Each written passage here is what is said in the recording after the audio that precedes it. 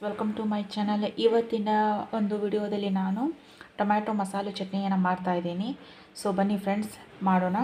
So ಇವಾಗ ಇಲ್ಲಿ ನಾನು ಗ್ಯಾಸ್ ಆನ್ ಮಾಡಿ ಒಂದು ಪ್ಯಾನ್ ಇಟ್ಟು ಆಲ್ರೆಡಿ ನಾನು ಸ್ವಲ್ಪ ಕುಕ್ಕಿಂಗ್ ಆಯಿಲನ್ನು ಹಾಕಿದ್ದೀನಿ. ಸೊ ಅದಕ್ಕೆ ನಾನು ಸ್ವಲ್ಪ ಸಾಸಿವೆ ಹಾಕೊಳ್ಳೋಣ.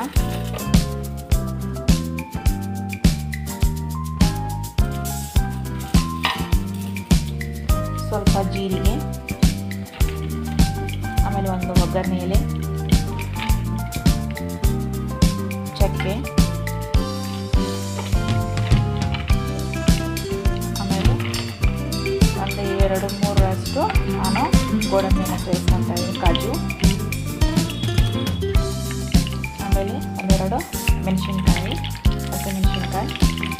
ಇದು ಆಪ್ಷನಲ್ಲು, ಬೇಕಂದರೆ ಹಾಕೊಳ್ಳಿ, ಬೇಕಂದರೆ ಸ್ಕಿಪ್ ಮಾಡ್ಕೋಬೋದು.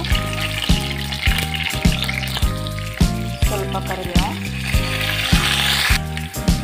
ಆಮೇಲೆ ಸ್ವಲ್ಪ ಈರುಳ್ಳಿ, ಒಂದು 2 ಈರುಳ್ಳಿ ತೊಗೊಂಡಿದ್ದೀನಿ ನಾನು, ಈ ಶೇಪಲ್ಲಿ ಕಟ್ ಮಾಡಿದ್ದೀನಿ.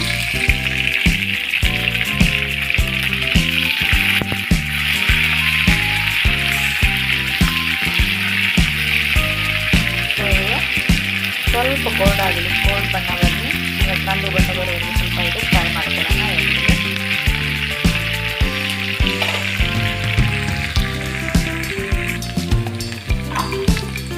ಆಮೇಲೆ ಸ್ವಲ್ಪ ಜಿಂಜರ್ ಗಾರ್ಲಿಕ್ ಈ ಥರ ನಾನು ಸ್ವಲ್ಪ ಕುಟ್ಟಿ ಮಾಡ್ಕೊಂಡಿದ್ದೀನಿ. ಅಂದರೆ ತುಂಬ ಪೇಸ್ಟ್ ಮಾಡ್ಕೊಳಕ್ಕೆ ಹೋಗಬೇಡಿ, ಸ್ವಲ್ಪ ನಾರ್ಮಲಾಗಿ ಸ್ವಲ್ಪ ಕುಟ್ಟಿ, ಅಂದರೆ ಜಜ್ಜಿ ಸ್ವಲ್ಪ ಹಾಕ್ಕೊಳ್ಳಿ, ಅಂದರೆ ಟೇಸ್ಟ್ ಆಗುತ್ತೆ.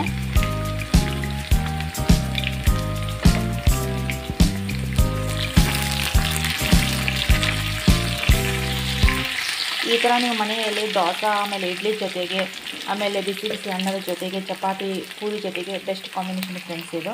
ಈ ಥರ ಮಸಾಲೆ ಚಟ್ನಿಯನ್ನು ಟೊಮ್ಯಾಟೊದ್ದು ಒಂದು ಸಲ ಟ್ರೈ ಮಾಡಿ ಮನೆಯಲ್ಲಿ. ಸೊ ಫ್ರೆಂಡ್ಸ್, ಇವಾಗ ಟೊಮ್ಯಾಟೊನ ಕಟ್ ಮಾಡಿಟ್ಟಿದ್ನಲ್ವ, ಅದರಲ್ಲಿ ಕಟ್ ಮಾಡಿಟ್ಟಿದ್ನಲ್ವ. ಸೊ ಈ ಟೊಮ್ಯಾಟೊ ನಾನು 4-5 ಪೀಸ್ ನಾನು ಟೊಮ್ಯಾಟೊನ ತೊಗೊಂಡು ಈ ಥರ ಕಟ್ ಮಾಡಿ ಇದರೊಳಗೆ ಸೇರಿಸ್ತಾ ಇದ್ದೀನಿ.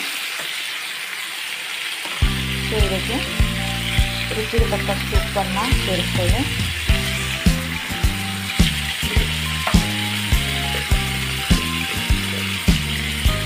ಸ್ವಲ್ಪ ಅರಿಶಿನ, ಇದಕ್ಕೆ ಸ್ವಲ್ಪ ಚಿಲ್ಲಿ ಪೌಡರನ್ನು ಸೇರಿಸ್ಕೊತಾ ಇದ್ದೀನಿ.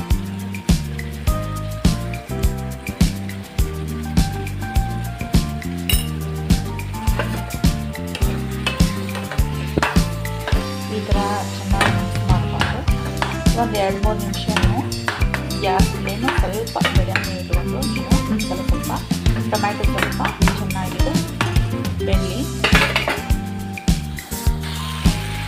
ಇದಕ್ಕೆ ಸ್ವಲ್ಪ ಮೇಲಿಂದ ಸ್ವಲ್ಪ ಲಾಸ್ಟಿಗೆ ಫೈನಲಾಗಿ ಧನಿಯಾ ಪೌಡರ್, ಆಮೇಲೆ ಮಸಾಲ ಪೌಡರ್, ಆಮೇಲೆ ಗರಂ ಮಸಾಲ ಪೌಡರ್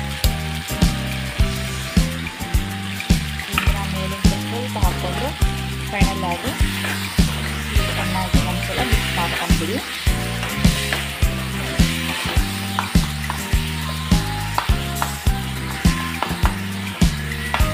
ನಿಜವಾಗ್ಲೂ ಫ್ರೆಂಡ್ಸ್ ತುಂಬ ಟೇಸ್ಟಿಯಾಗಿದೆ, ತುಂಬ ಅಂದರೆ ತುಂಬ ಫ್ಲೇವರ್ ತುಂಬ ಚೆನ್ನಾಗಿ ಬರ್ತಾ ಇದೆ.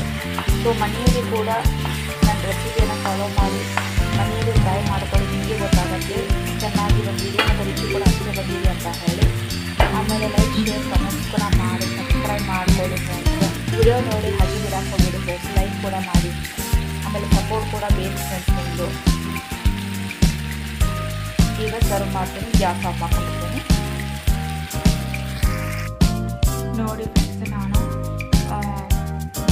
ಸರ್ವ್ ಕೂಡ ಮಾಡಿ ತೋರಿಸ್ತಾ ಇದ್ದೀನಿ. ತುಂಬ ಚೆನ್ನಾಗಿ ಬಂದಿದೆ ಫ್ರೆಂಡ್ಸ್. ಸ್ವಲ್ಪ ಟೇಸ್ಟ್ ಕೂಡ ಮಾಡಿದೆ ನಾನು ಫೈನಲ್.